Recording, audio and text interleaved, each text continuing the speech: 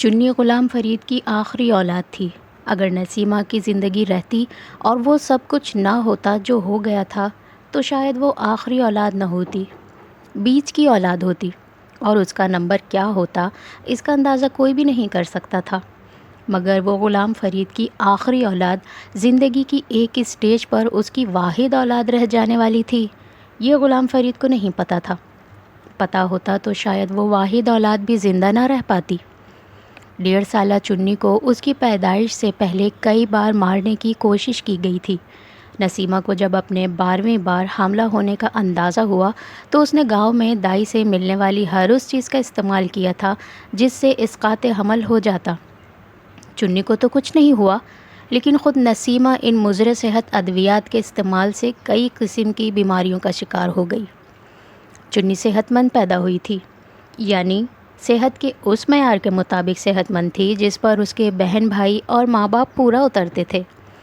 اس کا پیدا ہونا جیسے اس کی اپنی ذمہ داری بن گئی تھی، اس کی ماں کے لاتعداد اسقاط حمل کی کوشش کے بعد، اور جیسے اس کا پلنا بھی اس کی اپنی ہی ذمہ داری ہو گیا تھا۔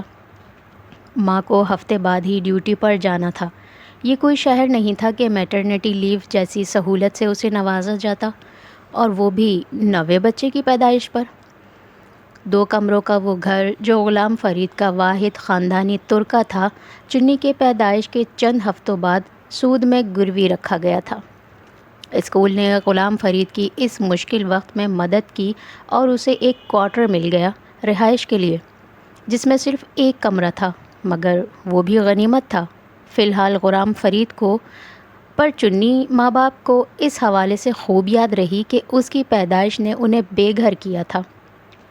چنی کی خوش قسمتی یہ تھی کہ روایتی انداز میں اس پر منحوس کا لیبل نہیں لگا، اور اس کی وجہ صرف یہ تھی کہ غلام فرید کو اپنے ہر بچے کی پیدائش پر کوئی نہ کوئی بری خبر ملتی رہی تھی۔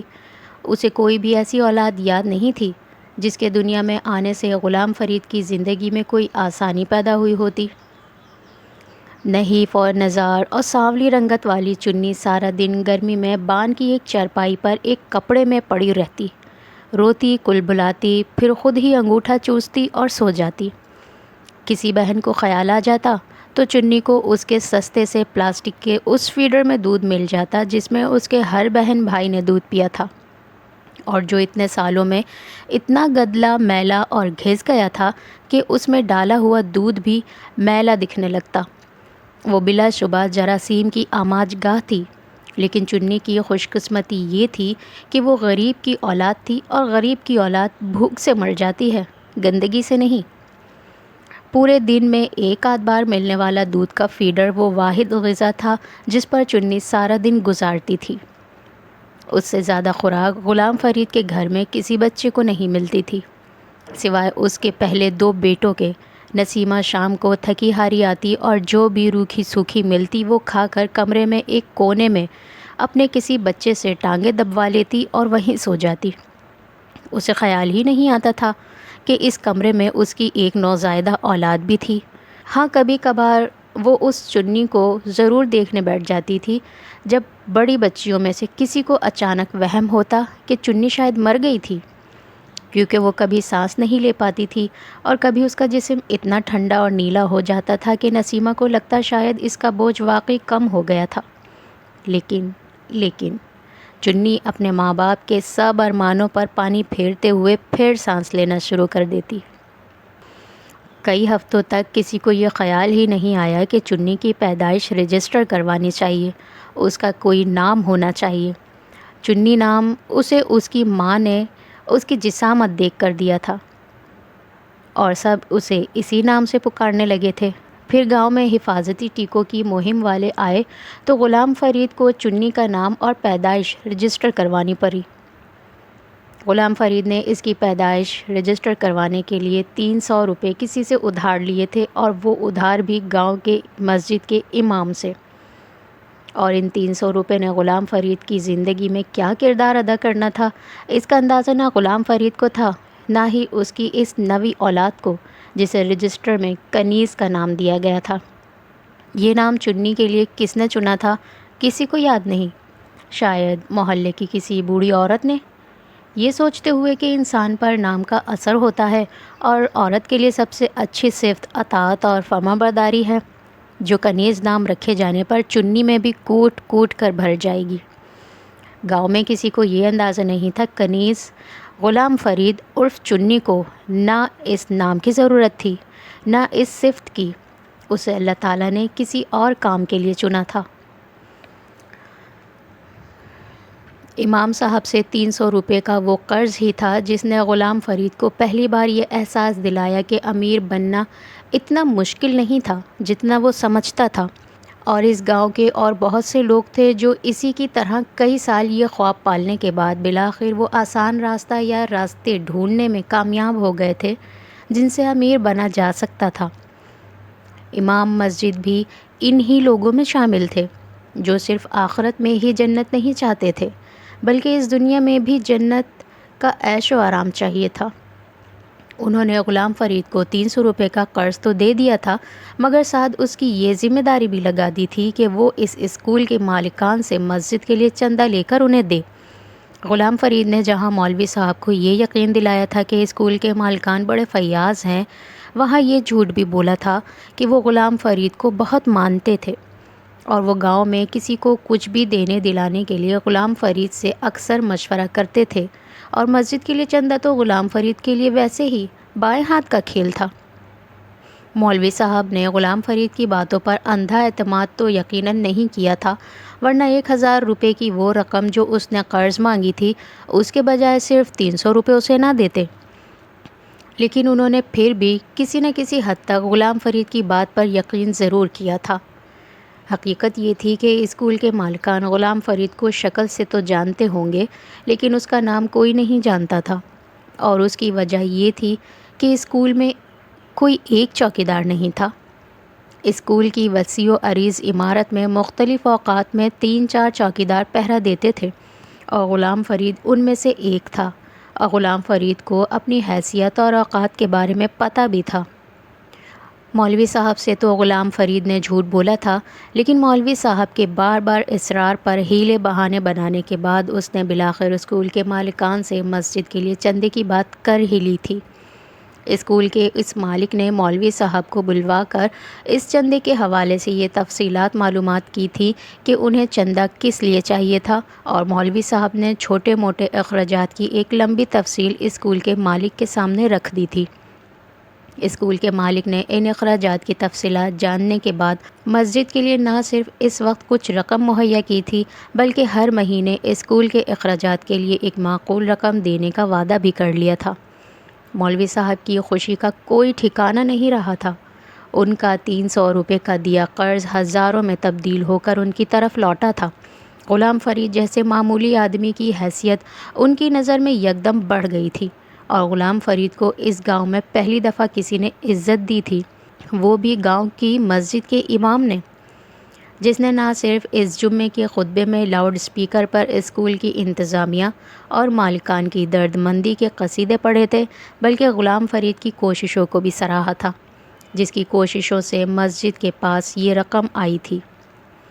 مسجد میں جمعے کے خطبے کے دوران بیٹھے ہوئے غلام فرید کا سینہ خواہ مخواہ ہی چوڑا ہو گیا تھا۔ اس دن اسکول کے مالک نے یہ رقم ہر ماہ غلام فرید کے ذریعے ہی مولوی صاحب کو پہنچانے کا وعدہ کیا تھا، اور اس کے ساتھ غلام فرید کو یہ ذمہ داری بھی سونپ دی تھی کہ وہ مسجد میں اس رقم کے صحیح استعمال پر نظر رکھے۔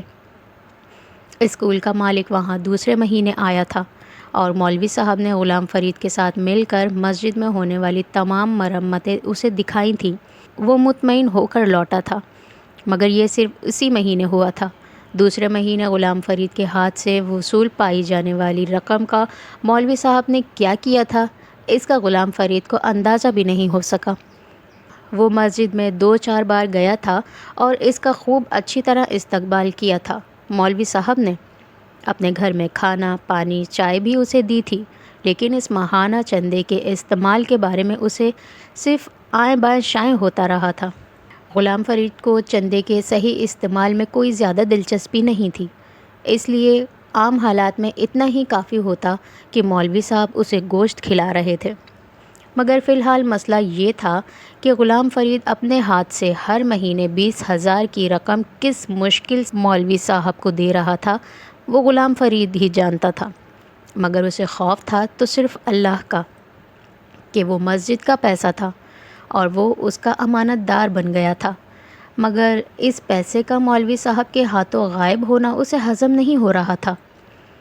مولوی صاحب نے اس کے دل سے مسجد کے پیسے کے لیے اللہ کے خوف کو ختم کرنے میں بنیادی کردار ادا کیا تھا۔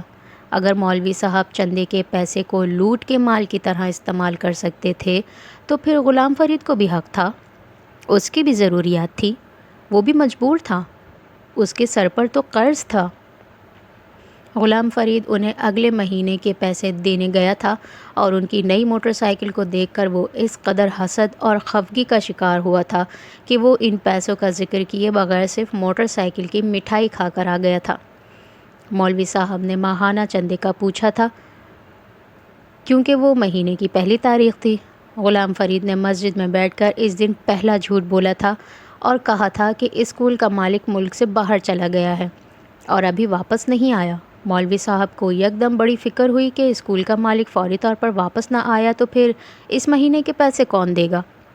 غلام فرید کے پاس اس سوال کا جواب نہیں تھا، البتہ اس نے مولوی صاحب کو اسکول کے مالک کا فون نمبر دے دیا تھا جو غلط تھا۔ مولوی صاحب مطمئن ہو گئے تھے کہ اگر کچھ دن تک وہ چندہ نہ پہنچا تو وہ اسکول کے مالک سے خود بات کر لیں گے۔ غلام فرید 20,000 کی رقم جیب میں لیے اس دن ایک عجیب سی کیفیت کے ساتھ مسجد سے نکلا تھا، یوں جیسے اس کی لاٹری نکل گئی ہو۔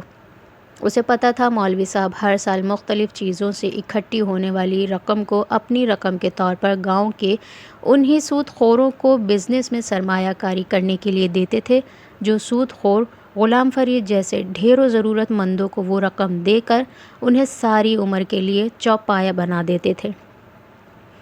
مولوی صاحب بظاہر یہ ظاہر کرتے تھے کہ انہیں یہ پتہ ہی نہیں کہ وہ جن لوگوں کے بزنس میں مسجد کی رقم کی سرمایہ کاری کر کے ماہانہ ایک فکسڈ رقم وصول کر رہے ہیں، ان کا اصلی اور بنیادی بزنس کیا تھا۔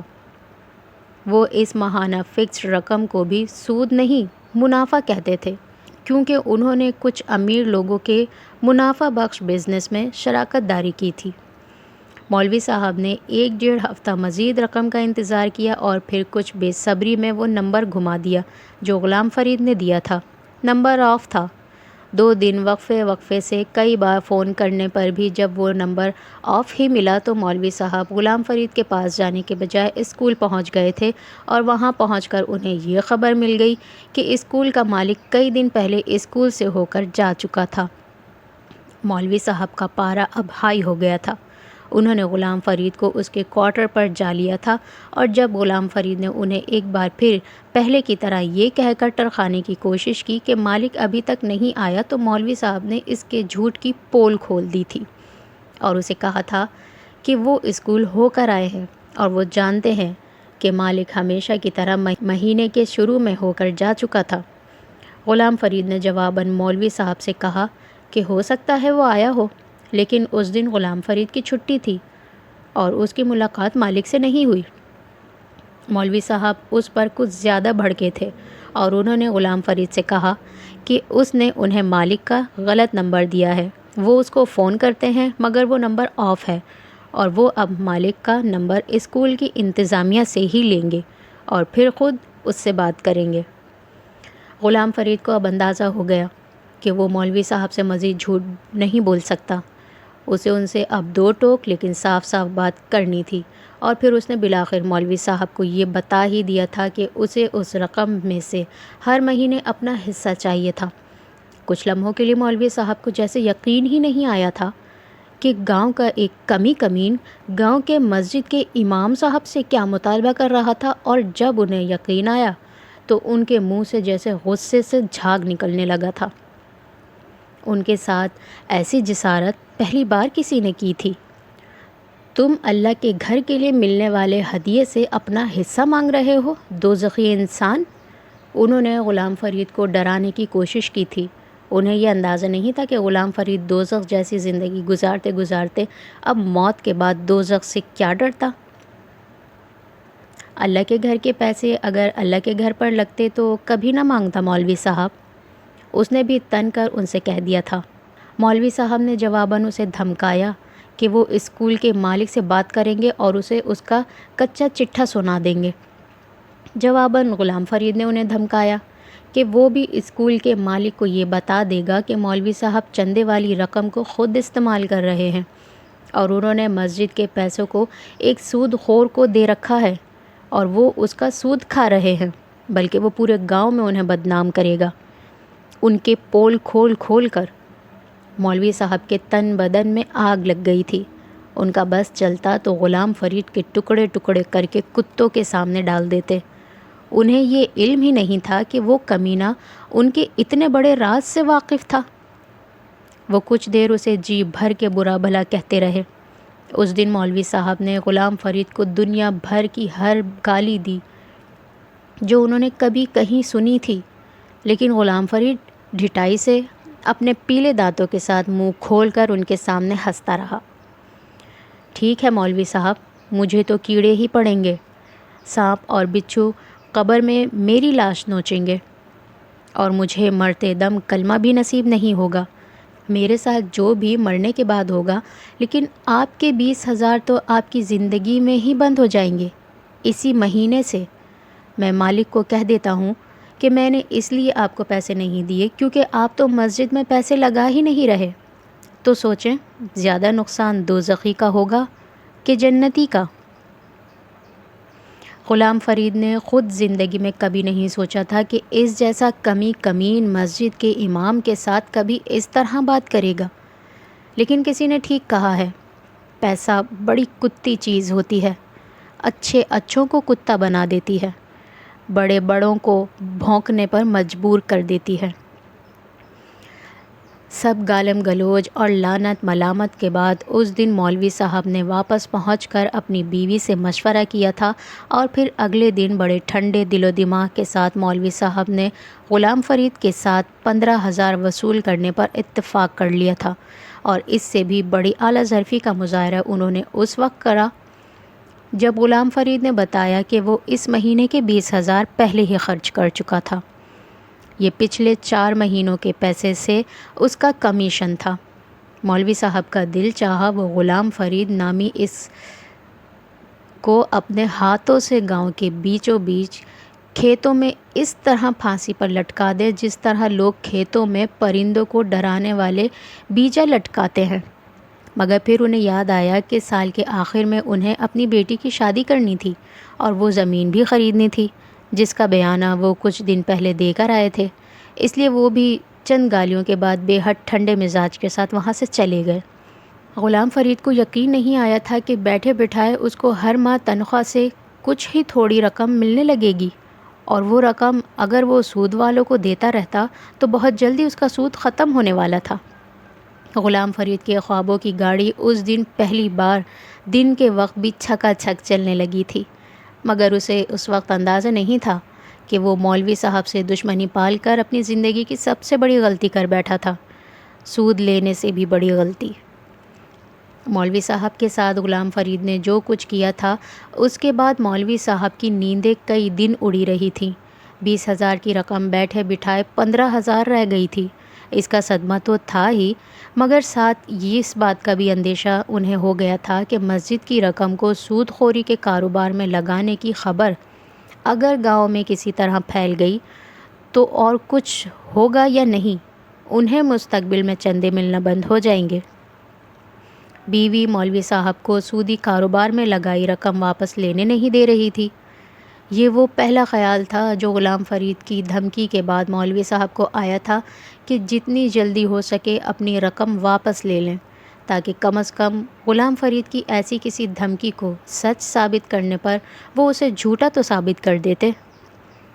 انہوں نے اپنی بیوی کو بتائے بغیر گاؤں کے اس شخص سے اپنی رقم کا مطالبہ یہ کہہ کر کیا تھا کہ مسجد کی تزئین و آرائش کے لیے فوری طور پر ایک بڑی رقم چاہیے، اس لیے وہ چاہتے ہیں کہ اپنی رقم نکال کر اس میں سے کچھ مسجد میں چندہ کر دیں۔ جو جواب انہیں ملا تھا وہ ان کے وہم و گمان میں بھی نہیں تھا۔ اس آدمی نے انہیں رقم واپس کرنے سے صاف انکار کر دیا تھا اس کا کہنا تھا کہ فی الحال رقم کاروبار میں لگی ہوئی ہے اور وہ اگلے 2-3 سال تک اس کا منافع تو دے سکتا ہے لیکن اصل رقم واپس نہیں کر سکتا۔ مولوی صاحب کو وہاں کھڑے کھڑے دن میں تارے نظر آ گئے تھے۔ انہوں نے 5 لاکھ کی رقم اس آدمی کو دی ہوئی تھی اور وہ کچھ کمیشن وغیرہ کٹوانے کے بعد تقریباً 70-80 ہزار روپے ہر ماہ وصول کر رہے تھے، اور اب یکدم اس آدمی کے انکار نے ان کے 14 طبق روشن کر دیے تھے۔ وہ پچھلے کئی سالوں سے اس آدمی کے پاس یہ سرمایہ کاری کر رہے تھے۔ شروع میں 10-20 ہزار سے شروع ہونے والا یہ بزنس آہستہ آہستہ 5 لاکھ کی رقم تک چلا گیا تھا، اور اب وہ آدمی کہہ رہا تھا کہ وہ اصل رقم نہیں دے سکتا، صرف سود دے سکتا تھا۔ اس دن غلام فرید سے مولوی صاحب کی نفرت کچھ اور بڑھ گئی تھی۔ گھر جا کر انہوں نے بیوی کو یہ قصہ بھی سنا دیا تھا۔ وہ بھی انہی کی طرح دل تھام کر رہ گئی تھی۔ اگلے مہینے ایک بار پھر مولوی صاحب کو غلام فرید سے پیسے نہیں ملے، اور اس مہینے انہیں اس ساہوکار نے منافع کی رقم بھی نہیں دی۔ 1 ماہ پہلے مولوی صاحب کی رقم کے مطالبے نے جیسے اسے چوکنا کر دیا تھا کہ وہ پارٹی ٹوٹنے والی تھی، اور جب وہ پارٹی ٹوٹنے والی تھی تو اس کو منہ بھر بھر کے منافع کیوں کھلاتا۔ اب اس کی باری تھی دیا گیا سارا منافع واپس وصول کرنے کی، لیکن اس نے مولوی صاحب سے یہ باتیں نہیں کی تھیں۔ اس نے مولوی صاحب سے بس فی الحال 6 ماہ کی مہلت مانگی تھی اور یہ کہا تھا کہ 6 ماہ کے بعد وہ 6 ماہ کا منافع اکٹھا انہیں لوٹا دے گا، لیکن فی الحال اس پر شدید مالی بحران آیا تھا اور اس نے مولوی صاحب سے نہ صرف دعا کی درخواست کی تھی بلکہ کوئی قرآنی وظیفہ بھی مانگا تھا اپنے کاروبار میں برکت کے لیے۔